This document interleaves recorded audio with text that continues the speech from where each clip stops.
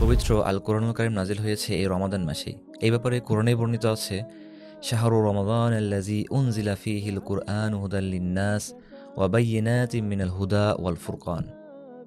অর্থাৎ রমাদান মাস, যে মাসে বিশ্বমানবের জন্য পথ প্রদর্শন ও সুপথের উজ্জ্বল নিদর্শন এবং সত্য ও মিথ্যার প্রভেদকারী কোরআন নাজিল হয়েছে। কোরআন নাজিলের পূর্বে সকত্রে লোকদের অর্থহীন বহুত্ববাদী বিশ্বাস ও পৌত্তলিক ধ্যান ধারণা প্রিয়নবী মুহাম্মদ সাল্লাল্লাহু আলাইহি সাল্লামের অন্তরে এক অন্যরকম প্রতিক্রিয়া সৃষ্টি করত। কিন্তু তার সামনে এমন কোনো পথের সন্ধান ছিল না যে পথ ধরে তিনি শান্তি ও স্বস্তির সাথে পদচারণা করতে সক্ষম হতেন। এই পরিস্থিতিতে তিনি সান্ত্বনা খোঁজার জন্য বেশিরভাগ সময় হেরা গুহায় ধ্যানমগ্ন থাকতেন। এক রমাদান মাসে হেরা গুহায় সাইয়্যিদুল মালাইকা অর্থাৎ ফেরেশতাদের লিডার জিবরিল আলাইহিস সালাম প্রিয়নবী মুহাম্মদ সাল্লাল্লাহু আলাইহি সাল্লামের নিকট সূরা আলাকের ৫ আয়াত নিয়ে হাজির হন। অতঃপর নবুয়তের পরবর্তী ২৩ বছরে কোরআনের বাকি অংশ নাজিল হয়। পবিত্র কোরআনের আলোয় প্রিয়নবী মুহাম্মদ সাল্লাল্লাহু আলাইহি সাল্লাম গড়ে তুলেছিলেন এমন এক আলোর কাফেলা, যা দৃষ্টান্ত না কেউ পূর্বে দেখেছে, না পরে কেউ দেখবে। বলছিলাম সাহাবা রাদিয়াল্লাহু আনহুম আজমাইনদের কথা। এই মহান কাফেলা অন্ধকার নিমজ্জিত পৃথিবীকে কোরআনের আলোয় করেছেন উদ্ভাসিত, জয় করে নিয়েছেন গোটা বিশ্বকে। মানবতার জন্য কল্যাণকর কোরআনিক সভ্যতার সবক দিয়েছেন। এইভাবে কোরআনিক গাইডেন্সের আবির্ভাব দুনিয়ার বুক থেকে জাহেলিয়ার ভিত্তি ভেঙে চুরমার করে দিয়ে রচনা করেছেন সত্য, সুন্দর ও নির্মল এক পৃথিবী।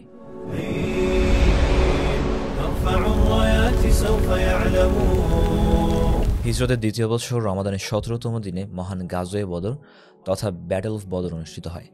মক্কার ১৩০০ ওয়েল আর্ম যুদ্ধবাজ যোদ্ধার বিপরীতে মাত্র ৩১৩ জন সাহাবী, যাদের কাছে মিনিমাম সেফটি ইকুইপমেন্টসই ছিল না। এনাফ আর্মস অ্যান্ড লজিস্টিক তো দূরের কথা। সুবহানাল্লাহ, এই অসম লড়াইয়ে রাসূল সাল্লাল্লাহু আলাইহি ওয়াসাল্লামের নেতৃত্বে আল্লাহ সুবহানাহু ওয়া তাআলা মুসলিমদের বিজয় দান করেন। এটি আমাদের মুসলিমদের জন্য এমন এক বিস্ময়কর কীর্তিগাথা, যেখানে বিলিভার্সদের সাথে হাজার হাজার ফেরেশতা ওই সকল অবিশ্বাসীদের বিরুদ্ধে যুদ্ধ করেছেন, যারা বছরের পর বছর মুসলিমদের উপর নির্যাতন চালিয়েছে।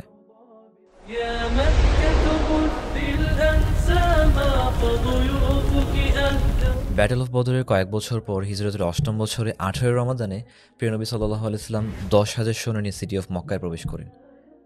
কোনো প্রকার রক্তপাত ছাড়াই শান্তিপূর্ণভাবে তিনি মক্কা বিজয় করে নেন। এই বিজয় পুরো আরাবিয়ান পেনিনসুলায় প্যাগানিজম ও মূর্তি পূজার অবসান ঘটায়। মক্কা বিজয় ছিল মুসলিমদের জন্য স্পিরিচুয়াল ও পলিটিক্যাল টার্নিং পয়েন্ট।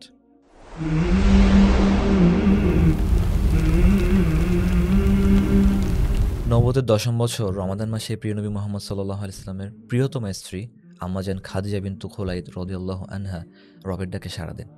এই মহিষী নারী ছিলেন সেই সৌভাগ্যের অধিকারিণী, যিনি প্রথম ইসলাম গ্রহণের মর্যাদা অর্জন করেছেন। আম্মাজানের বিদায়ে প্রিয়নবী সাল্লাল্লাহু আলাইহি ওয়াসাল্লামের মাঝে গভীর শোক নেমে আসে। ইতিহাসের পাতায় তাই আম্মাজান বিদায়ের এই বছরকে শোকের বছর হিসেবে অভিহিত করা হয়।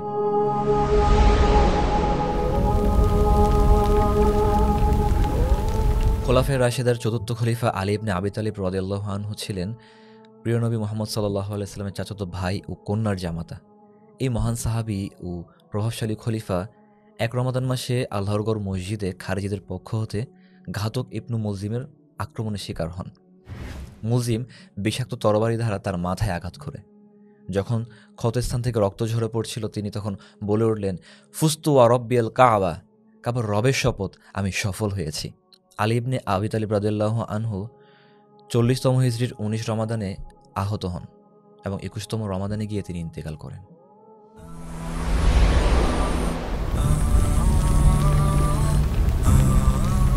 হিজরতের নবম বর্ষে এই বরকতময় রমাদান মাসে তায়েফ শহর থেকে তাকিফ গোত্র নবী সাল্লাল্লাহু আলাইহি ওয়াসাল্লাম ও ইসলামের সাথে বৈরিতার ২০ বছর পর ইসলাম গ্রহণ করতে আসে।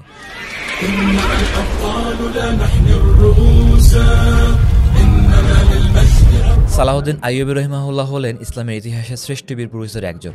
১১৮৭ খ্রিস্টাব্দের রমাদান মাসে তিনি ব্যাটল অফ হাত্তিনের মাধ্যমে ক্রুসেডারদের মুখোমুখি হন এবং চারিদিকে মুসলিমদের বিজয় সুসংবাদ ছড়িয়ে পড়ে। এই বিজয় ক্রুসেডারদের মুসলিমদের বিরুদ্ধে ক্রুসেড চালিয়ে যাওয়ার মনোবল ধূলিসাৎ করে দেয় এবং জেরুজালেম বিজয়ের পথ সুগম করে।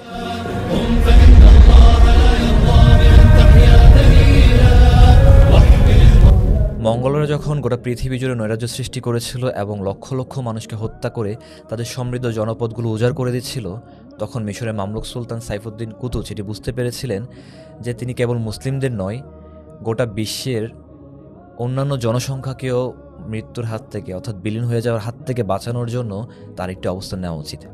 658 হিজরিতে রমাদানের 15 তারিখে তিনি স্প্রিংস অফ গলিয়াথে তথা আইনজালুতে মঙ্গলদের বিরুদ্ধে একটি যুদ্ধে মুসলিমদের নেতৃত্ব দিয়েছিলেন, যে যুদ্ধে অপরাজেয় ও হিংস্র মঙ্গলরা প্রথমবারের মতো মুসলিমদের হাতে পরাজয় বরণ করেছিল। 702 হিজরিতে রমাদানে সংঘটিত সাকাবের যুদ্ধে মঙ্গলরা দ্বিতীয়বারের মতো মুসলিমদের হাতে পরাজিত হয়।